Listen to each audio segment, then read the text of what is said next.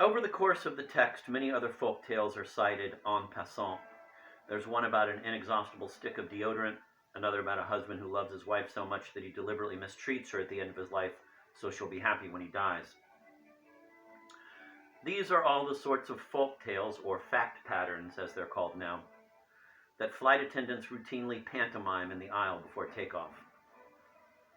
There's a version in which one block of pure condensed present is superimposed upon another block of pure condensed present, a series of crystalline tableaux layered and compressed into a single sepulchral moment. Fucking asshole.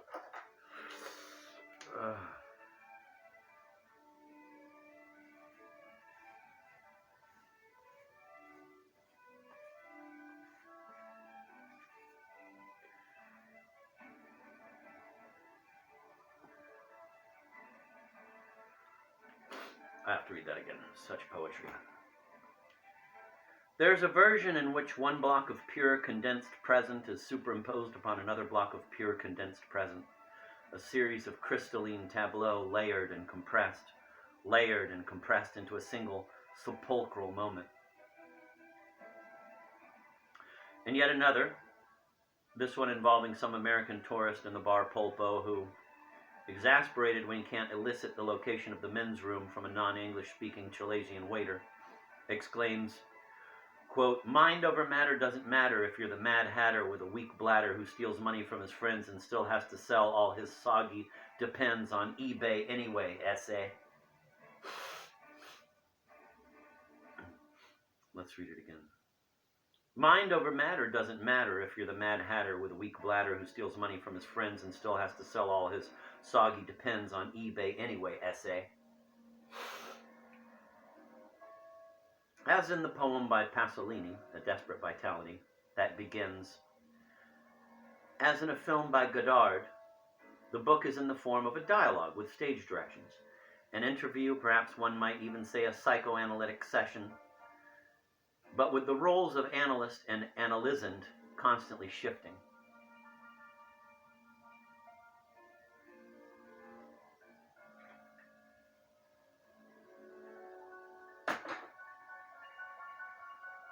Then the daughter's horribly disfigured Japanese scientist boyfriend arrives outside in his red Formula One Ferrari to pick her up.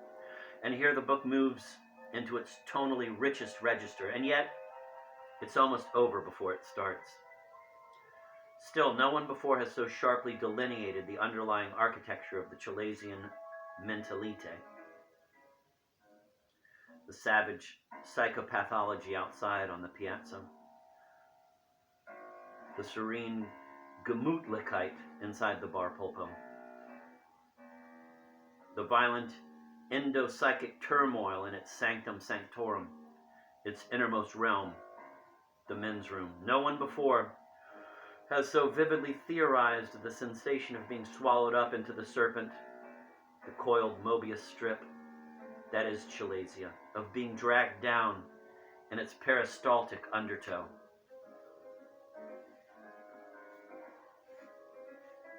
Let's read that again.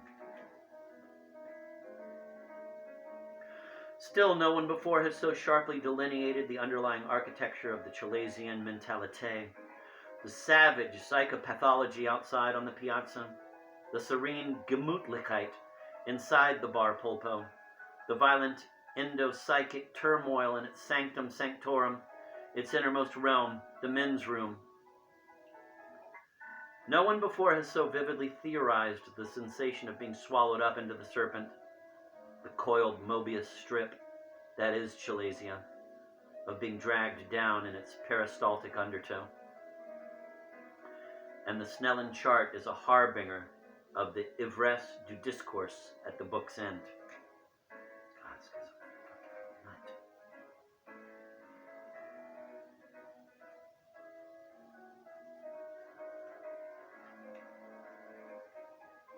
nut. Optometrist. Great. Now, can you make out any of this? Patient. Like Euripides,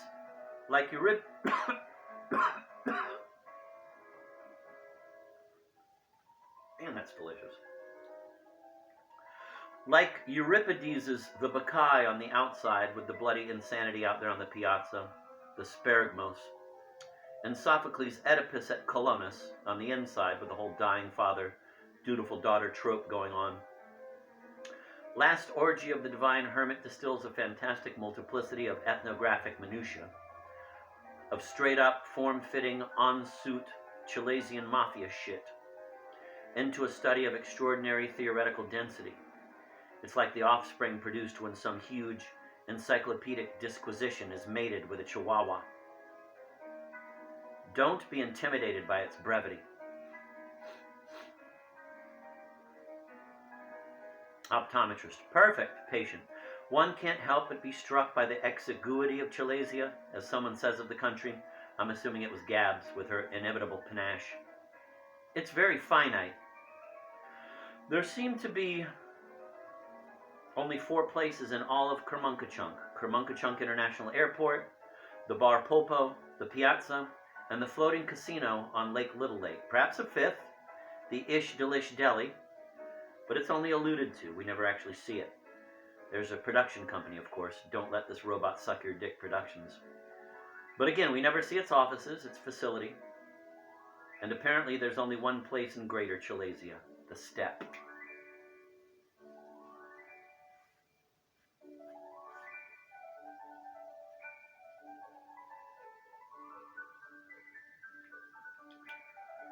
Don't be intimidated by the brevity of the country. There's a similar exiguity of historical incident. That is to say, nothing has happened in Chilesia beyond the chocolate mole storms and the fat bloom, which precipitated the glazing of the steppe, the fairly recent extinction of the steppe's indigenous population, which had lived for millennia in inflatable bounce houses and ball pits, the chance encounter of a dying Ulysses S. Grant and a young Elizabeth Taylor, the proliferation of semi-automatic guns made of yarn and snow globes, Tatiana Kesherina's 193-kilo clean and jerk, the overrunning of Kermunkachunk by the Chilesian Mafia faction on June 26, 2035, the mass suicide of the Divine Hermits, their flash mob dance of death, and the forced evacuation of the capital.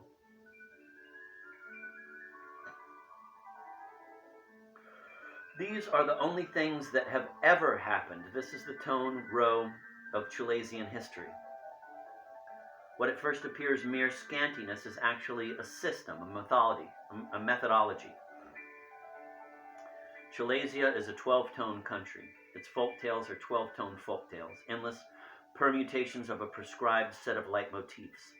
And Last Orgy of the Divine Hermit is a 12-tone ethnography, presenting itself as a kind of fractal homology to the country's dodecaphonic history and folklore.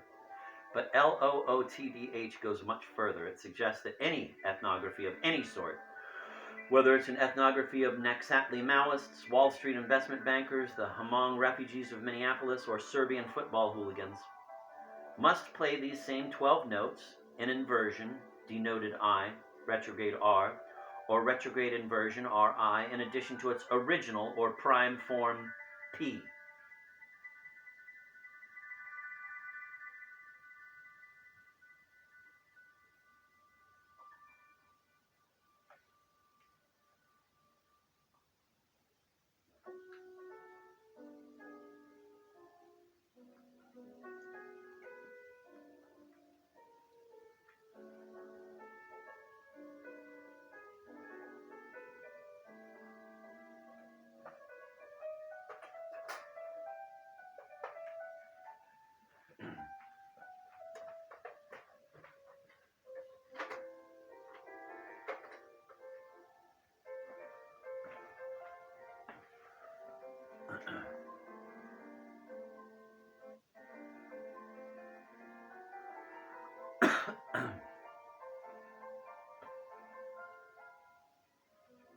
Number 1, the splintering of a children's theater. Number 2, the tile-shuffling letter permutation of racketeering Illuminati. Number 3, big character posters and spoken-word karaoke screens. Number 4, the rampant enucleation of eyeballs out on the piazza. Number 5, a patient's astigmatic misreading of a Snellen chart. Number 6, mechanomorphic vermin that scurry behind the toilets in the men's room of a bar. Number 7, a graduate seminar at a Jack-in-the-Box in Waco. Number 8, an atomic fireball in a beach cabana. Number 9, the ascendancy of a dead puggle. Number 10, the arrival of a disfigured Japanese boyfriend in his red Formula One Ferrari. Number 11, the unheralded appearance of a UFO. Number 12, a poet's letter to his beloved daughter on the eve of his execution, i.e. from his deathbed.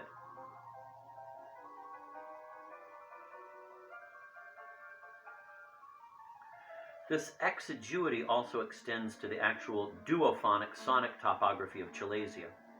Wherever you go, there are only two things you hear: the drone, the vibratory sound of orbiting speedboats, and the beat, the percussive impact of eyeballs hitting windows, which some have likened to the tanpura and the tabla of Indian classical music.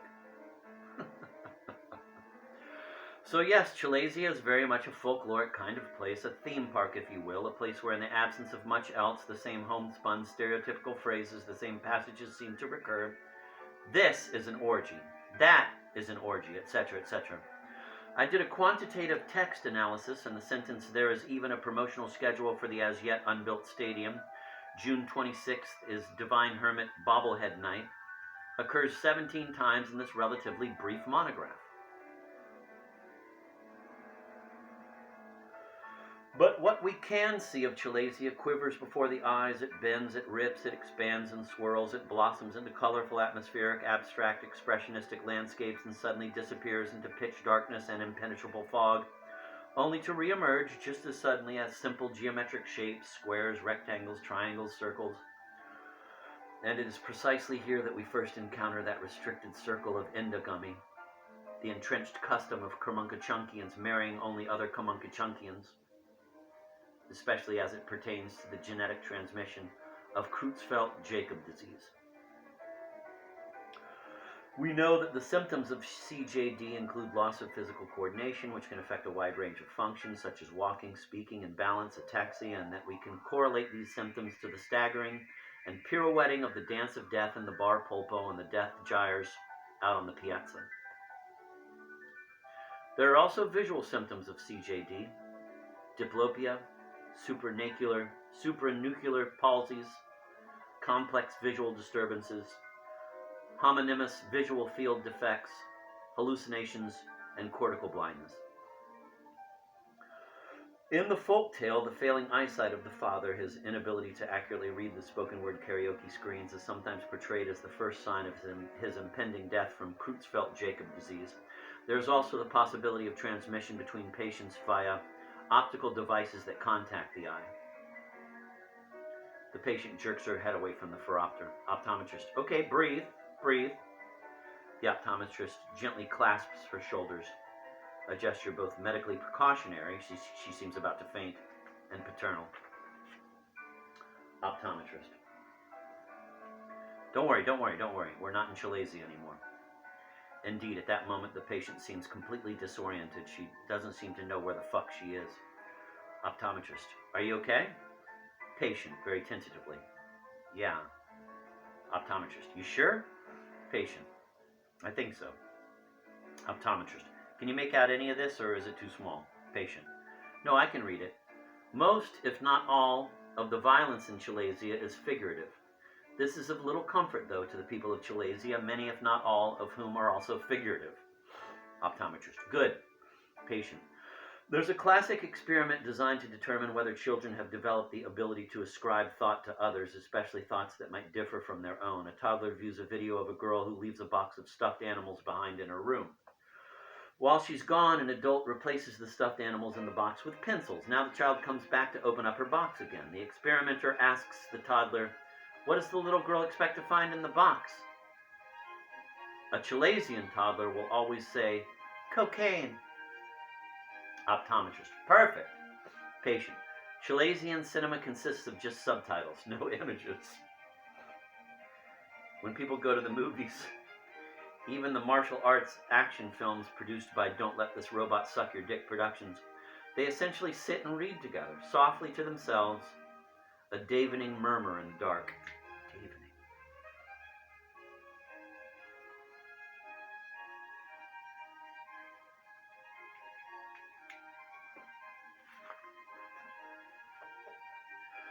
Optometrist. Excellent. Can you make out any of this? Patient. When he first witnesses through the windows of the bar Polpo the tragicomical frenzy of those preening lunatics out on the piazza, the father is momentarily disconcerted. What kind of town is this? He asks, echoing Wyatt Earp's Henry Fonda's line re Tombstone and John Ford's My Darling Clementine. Optometrist. And this? Patient. Chilesian cuisine consists of dishes that were originally the result of ambient-induced sleep eating. Smoked whitefish slathered on a pineapple Danish. Cap'n Crunch folded into potato salad. Kimchi and mozzarella on a whole grain English muffin. And tater tot poutine are among the national specialties served at the Ish Delish Deli and the floating casino on Lake Little Lake.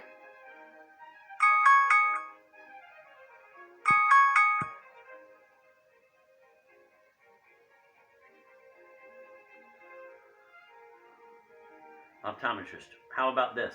Patient. Just as birds were the only dinosaurs to survive the Chicxulub meteorite, puggles were the only animals to survive the mole storms on the steppe. And this? Patient. The Chilesian regime has adopted the Writers Guild of America policy regarding the provision of health insurance to its members. In other words, WGA rules governing eligibility now apply to each and every Chilesian citizen, whether a screenwriter or not. If any Chilesian has not earned $38,000 in screenwriting income for that year, that person will not qualify for health insurance. But it's all moot anyway. Chilesians accept the fact that they will, in all probability, given the country's ubiquitous violence, die prematurely. In fact, all young Kermunkachunkians at their bar mitzvah and quinceañera parties, in what is considered the high point of the evening, sign "Do not resuscitate" DNR orders. So likely is it that they'll soon kill and be killed out on the piazza. Optometrist. Perfect. Patient. The men's room at the bar Polpo is, and I'm quoting here from the Fodor's travel guide, quote, the place where the knower, the process of knowing, and the object of knowledge are intertwined, end of quote. The mirror is, quote, the sacrificial fire pit within which the light of consciousness continuously blazes and flares, thus accounting for its effulgence, which is, again, visible from space.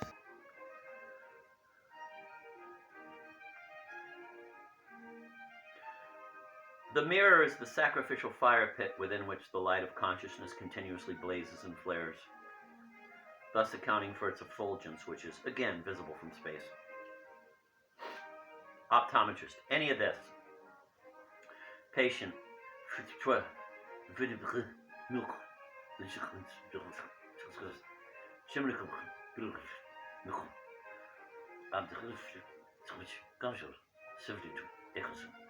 The optometrist switches lenses in the phoropter. Optometrist. How about now? Patient. You can see the tiny figure of yourself reflected in the pupil of the eye of the person looking at you. Optometrist. Good. Patient. You can see the tiny figure of yourself reflected in the pupil of the eye of the person looking at you, and vice versa. The eye is a miniaturization of that men's room mirror. It is, one might say, the offspring produced when the mirror is mated with a chihuahua.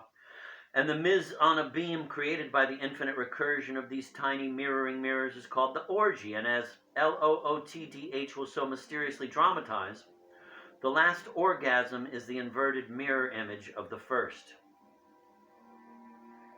Optometrist. Let's give this a try, patient.